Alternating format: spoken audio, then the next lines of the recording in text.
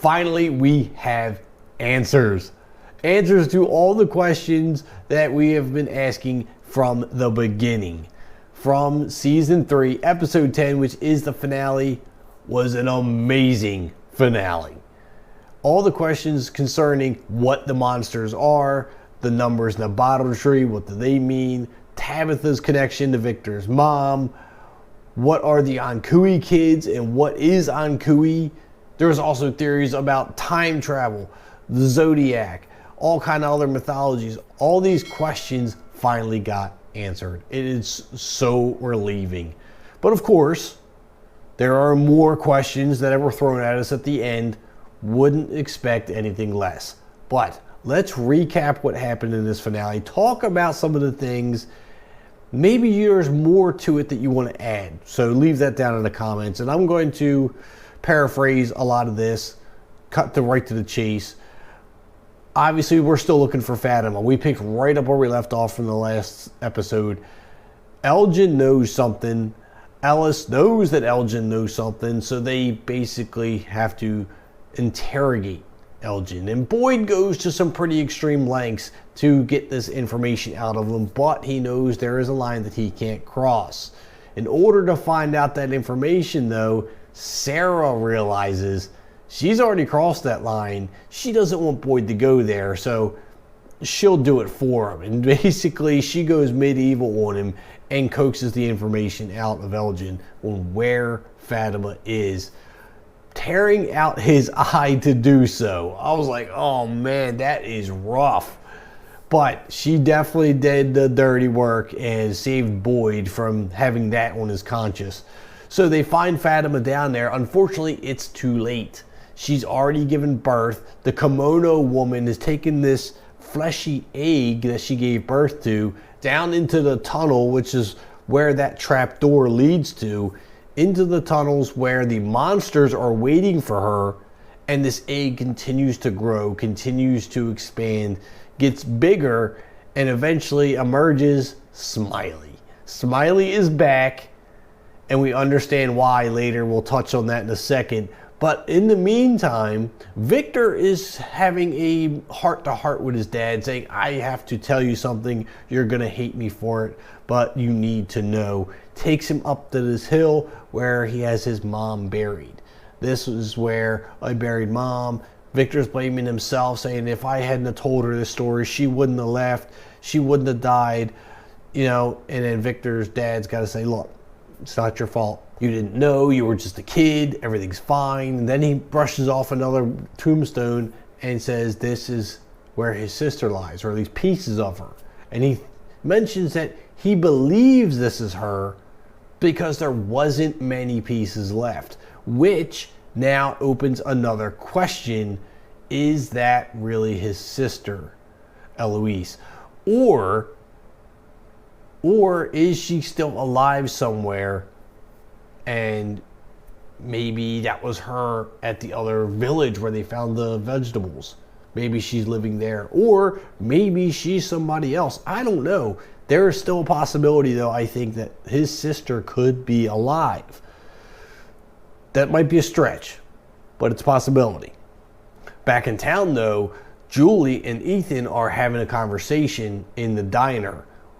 And Julie's talking about what happened in the previous episode when she went to the ruins and found out that she was back at the, we'll call it the dungeon, where everybody was chained up on the walls. And Ethan called her a story walker, which in short, I guess, means that she can go back and forth in time. She can see the stories, but he tells her you can see them, but you can't change them, which I already throw a question mark at, because if she can't change the story, how is it she was able to kick that rope down to Boyd and allow him to get out? If she wasn't there, that wouldn't have happened. So he would have still been stuck in that well.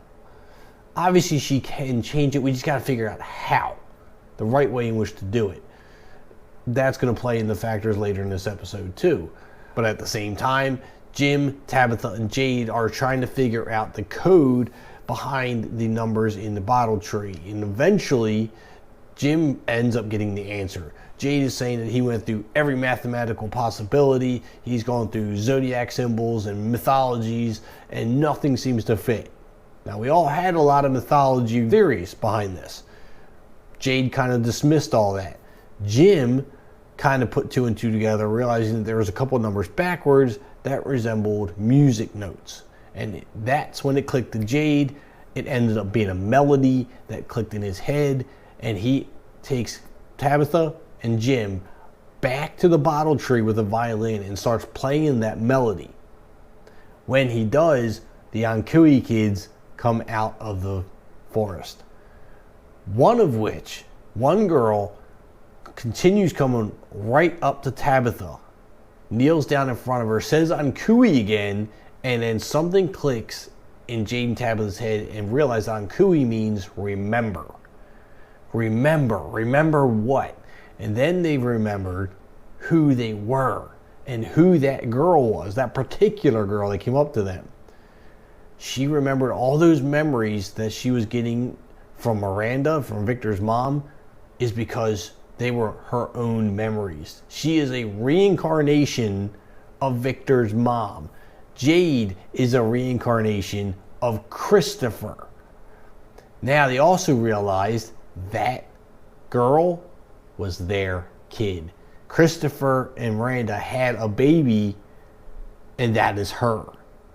This is where things got nuts. So the theory of reincarnation was pretty much confirmed. And all of these people, I'm figuring, at some point have been reincarnated from someone else. Not everyone in Fromville. Like Jim. Jim, I don't know that he's a reincarnation, although a possibility. He could be some sort of future reincarnation of Henry, because they were talking about possibilities. But I think maybe he's just an innocent bystander who got sucked in because of Tabitha. And there could be a lot of other people in town like that too.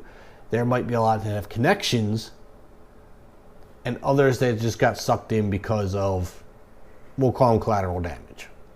So this was a huge revelation, right? So reincarnation's a thing. Julie's found out that time travel is basically a thing. So she can go back and forth, which she does apparently use in a much later time. We'll find out at the end of this episode. And then when Jade and Tabitha find all this out, they also realize that the monsters are actually people from the town who sacrificed their kids for immortality. They became these immortal monsters by sacrificing their kids, and it's up to Tabitha and Jade to, quote, save the kids so that everyone can be released. That's what I got out of that. And of course, since the monsters are immortal, that explains why Smiley came back. Even if the monsters happen to die, they use the people from town to, I guess we'll say, impregnate or use them to give birth to that same creature who died previously. It's an absolutely crazy concept, but obviously it works. Then to close things out, Jim is trying to process all this. Tabitha tells him, I need time to process all of this. Jim goes over to the RV that they crashed in the very beginning. They got him there, and next thing you know, he hears Julie yelling for him, Dad, Dad. And he looks over, here comes Julie, who looks really different than what she did in the diner. Her hair is shorter, and it's black, and she's got some scratches down the side of her face. But as soon as she shows up, she says, Dad, we gotta go, this is where it happens. Or this is when it happens, I'm sorry. I think she said when it happens. And then as soon as she said that, this guy in a yellow suit shows up. Very much dark eyes, dark face, kind of sunken in body. You know he's bad news. And he warns Jim, look, you shouldn't have done that. You told your wife she shouldn't have dug that hole. And then he starts talking about how all the knowledge they acquired comes at a cost. And I'm like, this guy just seems like he could be one of the ringleaders behind all this. Like, he's one of the big bosses. He also told Jim, look, I warned you. I warned you, which tells me he was the voice on the radio. He was probably also the voice on the phone. He's the guy behind everything, watching it. And then he pins Jim against the RV and rips his throat out. He's a monster, but he's out during the day. So that throws a whole new twist on things. This has gotten crazy. Jim, I always said, I was ready for him to die. I'm ready for him to go. But then last episode, when he kind of had this realization that he's been a jerk and tried to fix things and get on his wife's good side, I kind of started liking him again, and then I didn't want him to die. So now he's dead. I'm not sure if I'm happy or sad about it, but Julie was trying to stop that. That's why she showed up there, which I assume is Julie from the future trying to stop her dad from getting killed. And I'm like, wow, how far does this go? How far back or how far forward does all of this go? Which is what opens up the door to a whole lot of more questions.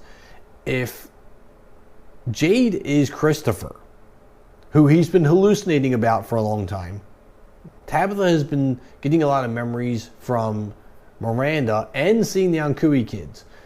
Jade has also been seeing the Ankui kids, but I'm pretty sure they're the only ones. But it makes sense because they're reliving that life. They can see the kid because they had that kid. That was their kid. I'm wondering now, let's take this a little bit farther. The Civil War soldier that Jade saw, or that one guy drinking out of the skull that he saw, are they also past lives? Because they've said that they've come back multiple times to try to save the kids and failed. So they've been reincarnated a number of times. How many? How far back does it go? I mean, before Miranda, who else was before that? Tabitha said she didn't just make that one bracelet and it ended up in Henry's car. She made that one first, and she never stopped making them. So who was she before that? Which then brought up another question to me. If you're connected to the person you're hallucinating about, is Victor connected to the boy in white? Is he a reincarnation of the boy in white? Is that why he's not getting a lot of answers? But I digress, because Boyd sees the priest. I would say he was a reincarnation of the priest, but the priest was alive at the same time. So that can't work. Ethan also sees the boy in white. That doesn't work. But I'm also wondering, why does Ethan know so much? Such as a story walker. How does he know about the story walker? Now, I know he had a whole lot of stuff in his comic books that he read in season 1, and he had a lot of answers there. That could be an explanation. He got them from his comics, things like that. But I'm absolutely loving where this is going now. Now that we have answers to a lot of big questions, I'm open and ready for more questions. Where is this going to go, though, for season 4? It's a big one.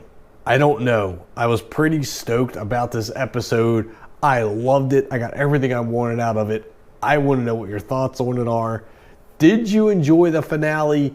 Did you get what you wanted out of it? And how excited are you for season 4? Hit that like button and subscribe button on your way out if you haven't already. And I'll see you in season 4.